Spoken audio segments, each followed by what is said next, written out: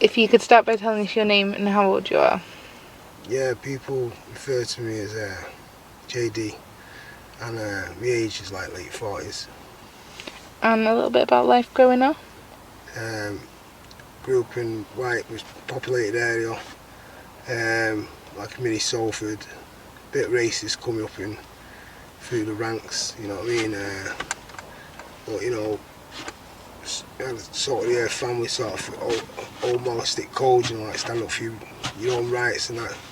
Treat people I expect to be treated. And I stand by that today, to be honest. So It's good values, that is. Yeah. And what about school and stuff?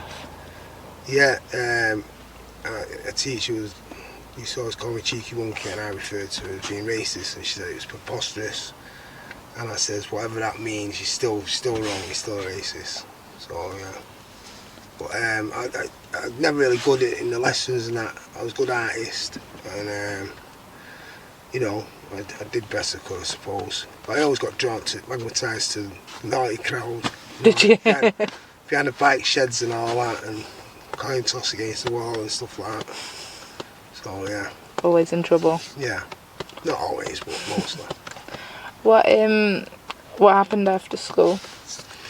Kind of like moved from school when my dad died when I was 15, and of bronchitis, and then I just sort of like quit school and got a job doing in a pallet yard. And yeah, you know, go out from one job to another, and so on and so on. Yeah.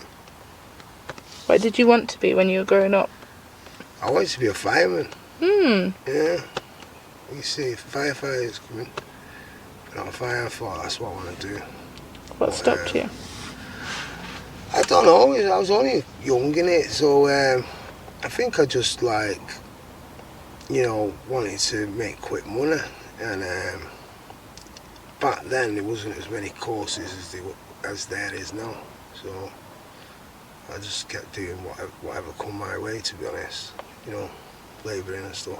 Yeah. Yeah. Where did things start to go sort of down? Just sort of like I used to, like I say, hang about with the naughty crowd, so to speak. I was always hanging about with older kids than me, but I was never a follower. I was always done my own thing, or people followed me. And because like my brothers, I'm the youngest out of 5 brothers.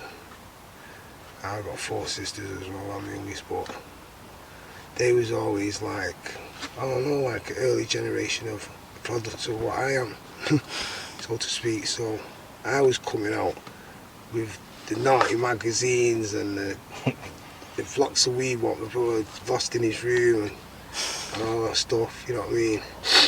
And even though it was kids like a year above me, I was influencing them, you know what I mean? So I think when you say, oh, it's like going on, it's like I used to drink Thunderbirds Red, and we used to graft slates and that, sell them to paddies, and then get quite a weed and stuff, and then one day, my mate's brother, sort of like, he says, I've got something stronger to put out. My mate, his brother was doing an 8 Skinner spliff, and he put a bit of brown powder, and we didn't know what it was, and it got us all like wrecked, and so from there we just sort of like weighed it up. So that didn't really take a grip until later on in life, so to speak. It didn't really, it's never really got a grip on me, but I think I've just like dabbled with everything at different points of my life, because I don't know, I like the escapism side of things, you know, when it suits me to do so, you know what I mean? Yeah. But yeah, going wrong is just, I got a sentence back in 2000, early 2000, and my brother took over my house, and I allowed him to do so, and he got me in debt. got me in debt. I realised when I was in prison. So when I come out, because I got married in prison. Got married in prison? Yeah, I got married in prison. And the girl got married, she was pregnant with my daughter. So when I come out, our marriage didn't last that long. So then I was on the streets. And from that, you know, I got in a new relationship, and then, you know, we worked out living together for a bit. And then kind of like broke up, and then I was on the streets again, and then I've gone from relationship to it. So I've never really concentrated on getting myself rehoused properly. Only I had one gaff since my mum's gaff. Yeah. Which was like I said, 2005, something whatever. And so yeah, I'm still in that situation of trying to get my own self out of her gaff. You know what I mean? Is there help out there for that? There is a lot more than there was years ago, definitely. But I think it's a bit sexist in the sense of like females will get, and I think rightfully so, being the vulnerable sex of the two, will get rehoused a lot quicker, a lot sooner than a male, especially if you've got kids. But like with a male, you just go on the top of a very long list. It's just a waiting game, you know. But yeah. Do you see the drugs as a problem or not really? Yeah, I do, but only because there's easy to buy a tin of beans from the shop. You know what I mean? You know, and all of that. You know,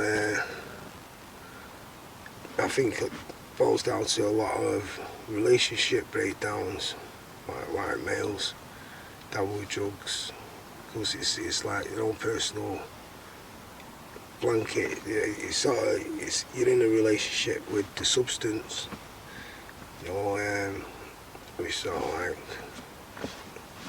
you know, helps you along by giving you that lift or giving you that, you know what I mean, escapism, you know what I mean? So Yeah. yeah. Where do you see your life in 5 years' time? Or where would you like it to be? I pretty much see myself not doing interviews like this.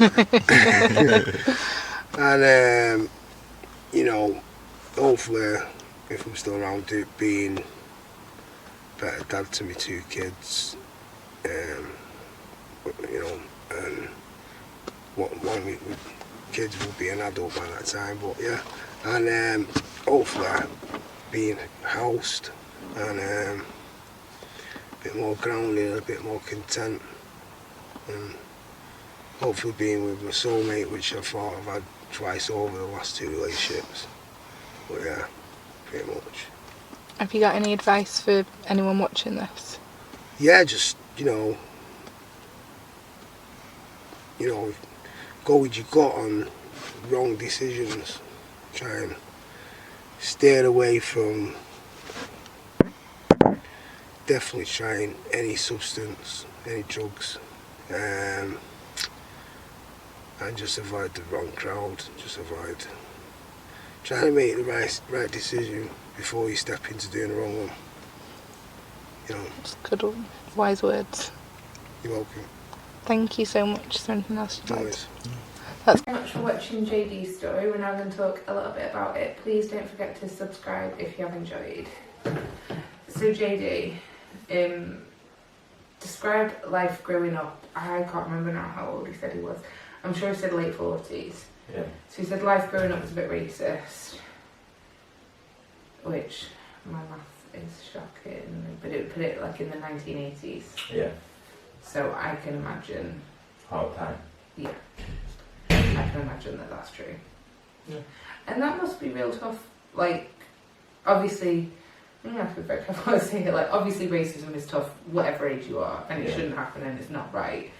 But growing up, being exposed to that must be tougher, or no different. What do you mean, not different? I think, Like, as in no different than being exposed to it at any age. But I think when you're young, you don't understand. You don't really understand. You just know it's wrong. But When he said that there was obviously the incident with his teacher called him a cheeky monkey, and he told her she was racist. She said that was, I'm going to struggle to say this word, and I'm going to really embarrass myself now. Preposterous. No, I'm not going to repeat it again. preposterous. That's it. Which his reply was, I don't know what that means, but I'm still right. Like, it's still true. Do you think if someone called you cheeky monkey, is that racist? I don't think so. I don't think so. I used to call Jazz cheeky monkey all the time, and her dad, you got really annoyed with me. And I literally did not mean, like, I think, like, growing up, it's something that you hear a lot. Like, it's something that people, like, I've been called a cheeky monkey, like, it depends, because obviously some people can, things, yeah, you know, obviously some people can mean it offensively. If you want to see on the negative side, you presume that's racist. But if you want to see on the positive side, I would assume it is probably quite common to call kids, full stop, no matter what colour they are, a cheeky monkey. Yeah. I'm not saying it's right or wrong. Like, I think a lot of people probably don't mean any harm by it. No, I don't. But obviously, some people do use that as an insult, so I can see how it could be taken both ways. Yeah. And I think the only thing that matters in this instance is how it made him feel, and he felt that it was racist. So I feel like it's justifiable to say it probably was, if that's how it made him feel. He, growing up, he got drawn to the naughty crowd. Why is this so common? Like, what is so appealing? About what? About, like, I guess in school you could probably become like the cool kids. I'm showing my age now. Like, what is so appealing? Because I feel like everyone probably goes through that growing up, like being drawn to that or finding it appealing or... Find what appealing? I don't know, like, the slightly bad people, like, people getting in a little bit of trouble. Like, I'm not saying going out stabbing, killing, murdering sprees, whatever. But like the kids in school that would like smoke and stuff like that. Some kids just wanted to fit in, to be honest. So his dad died when he was 15. He quit school and went straight into work. I think, and I'm only going to talk from like my own personal experiences, I think it's real tough when you go straight from school to work. And it doesn't feel tough at the time, but you miss out on... Your friends. Well, not even that, but like, you know your friends that go to college and then go to uni and that? Yeah. They have those... I don't even know how long you go to uni for. I guess it depends what you do. But they have those like 3, 4, 5 years of... And I know you obviously still have bills, but like no responsibilities. Yeah, but... Like, I know you're obviously meant to be getting your education, but... Oh. Like the drinking, the going out, like the lifestyle that comes with uni and stuff. I feel like when you go straight to work, you miss out on that. Yeah, but what's there to miss out about? Well, I'm just saying, it's those like couple of years that you get that you're probably never going to get a chance to do again when you're older. Yeah, but then if you're working, you're setting your priorities straight. You'll be ahead of your friend that be in uni. Not necessarily, because sometimes you have to go to like to be a doctor or some, like you'd have to go to uni. You can't go straight into work. The NHS will employ you at 16. Yeah, but I'm saying if you start working, regardless of any work that he's doing, his mind is more set than his friends that. Do you think? Yeah. I think only if you're in the right frame of mind. Exactly. So you're working, you're paying your bills. But only if you are in that frame of mind. A lot of young kids, not young kids, young adults or young people go into work and will just blow their entire paycheck like the first weekend, won't they? At least they're working. I'm not saying anything bad. I'm not. I'm just saying that's not necessarily the case of being ahead. Like, it depends how your head's screwed on. If you want to save and... Just the same as uni. It depends how... You can go uni and still be a donor. No, seriously. But I'm just like, it must have been tough for him. Like, he's obviously going through that with his dad Yeah, dying, afterwards. and then going straight into work. Like, it can't have been an easy ride for him. Yeah. So growing up, he wanted to make a fireman. Wanted to be a fireman. But then the appeal of making quick money outlived his fireman dreams. Yeah. You just want money, don't you? Money is everything to you. I mean, even at this age, like, if someone offered me, I'm not going to say it. Go on, say it. I would drive crack across the country if someone gave me 10 grand. Really? Please don't let me get stopped in the middle of the I think the appeal of quick and easy money is always there, isn't it? But it comes with consequences. But what people have to realise, easy things are not really good. They're not good. Easy things are not good.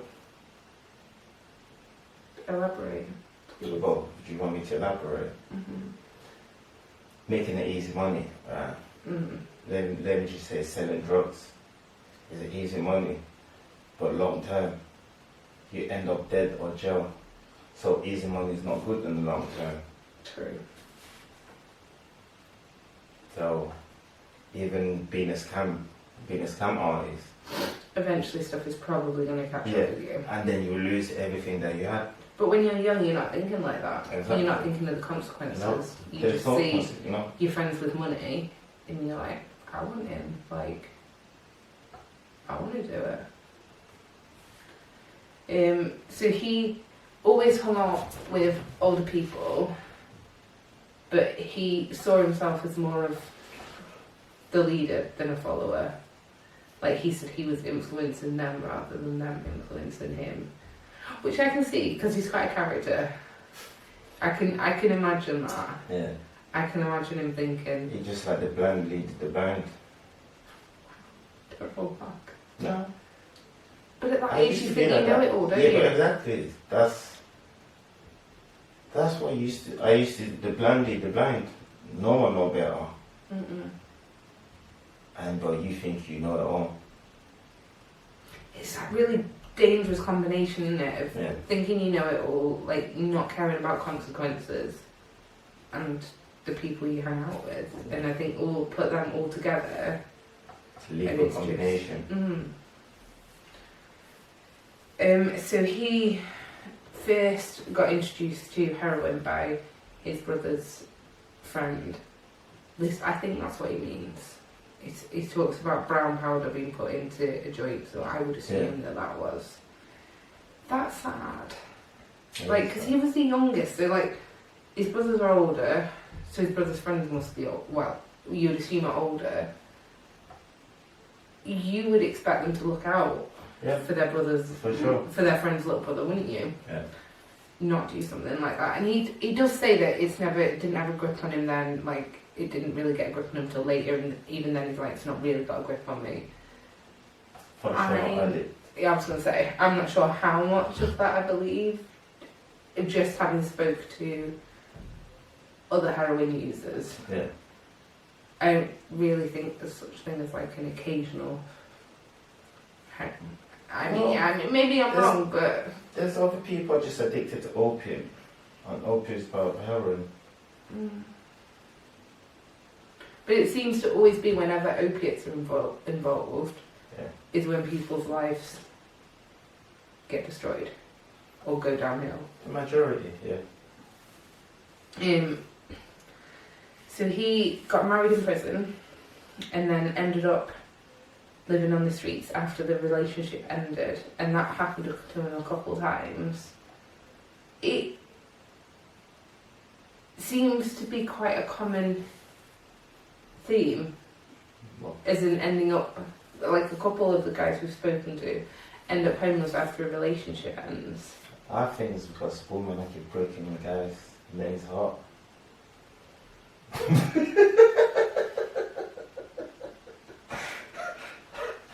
We're not going to get into this. I'm sorry. In the spirit of I can't say my words tonight. Equality. Yeah. Equality. People break each other's hearts equally. I don't think you can blame women for the majority. I didn't blame no one. I'm just saying, most people we spoke to, the woman left them, broke their heart, and since then they've been to the street. You don't know why she left him. Regardless if I don't know why or not, but that's the fact that he She told might us. have had a very good reason. Well, all of them. You know,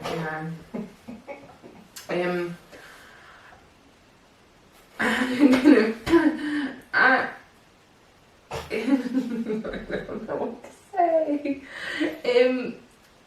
He feels like he's never concentrated on getting himself a house because I feel like I don't even feel like with him. And again, like it's difficult because we can only go on like the short chat that we had with him. I don't feel like with him that drugs are his biggest problem. I feel like it is relationships. Yeah. Like I feel like he is one of those people, and I don't mean this in a negative way, like at all, but one of those people that just wants to be with somebody. As in, it doesn't necessarily matter who. Like I feel like he would fall in love with anyone. I doubt it. Come on. And honestly, You can't say that. but I'm not saying it from a negative way. So you're saying is that positive?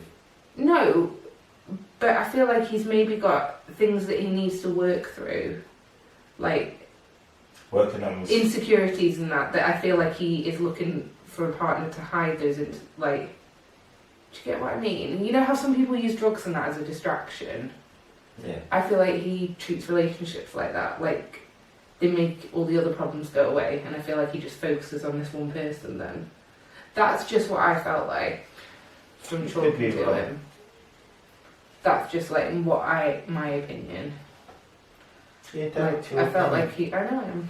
even if it's wrong, you're entitled to. You don't know it's wrong. That's just the impression I got. Was that he almost is one of those people that like needs to be in a relationship. And I always feel like those type of people need to work through some stuff, like insecurities and anxiety and stuff like that. Personally, I think he needs to work on himself first. That's exactly what I'm trying to say. I'm trying to get off the drugs because it's hard to be. But his theory was, like he thinks relationship breakdowns is why a lot of men dabble in drugs. Yeah. Because women keep breaking guys' heart. You break my heart most days.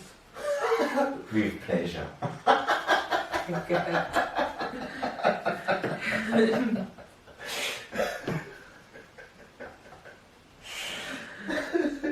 But I think that leads back to my point of with him personally, of relationships being the main issue, and I think drugs are maybe secondary. It could be. That's just that's just my opinion. And then he says a little bit about like after he says like he never concentrated on getting himself a house, he feels and he has a fair point with this maybe, that it's maybe slightly sexist getting a house because females tend to get them first. I agree. But and then he does say, but they are like the more vulnerable sex, and then he says like females and then women with children, which I feel like women with children should always come different, first, yeah. but not because of the woman, because of the child. Yeah. But if it was just a woman and then a man, a woman will get a house first. So. But then how else would you decide who gets a house Oh, first? it's equally the first one to come, the first one to serve. It should be because it's equal But then- right. No, it's an equal right. But do you? You're not answering my question. Is the equal right between women and men, right? I feel. You're not answering my I don't question. get there. I feel like women are in a more vulnerable position on the street, so.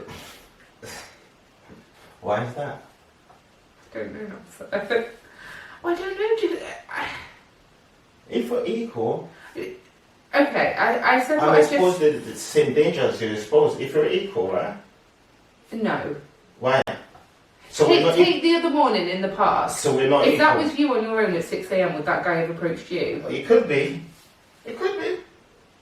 Are you in a better position to fight someone off than me? So we're not equal then? No, you're stronger than I am. Oh, fair. So what's the equal? So how come we're equal? We're equal is in terms of we should get paid the same. No, we can't. And treated the same. You can't pick and choose. Why should I not get paid the same as you? I should get paid more than you. 100%.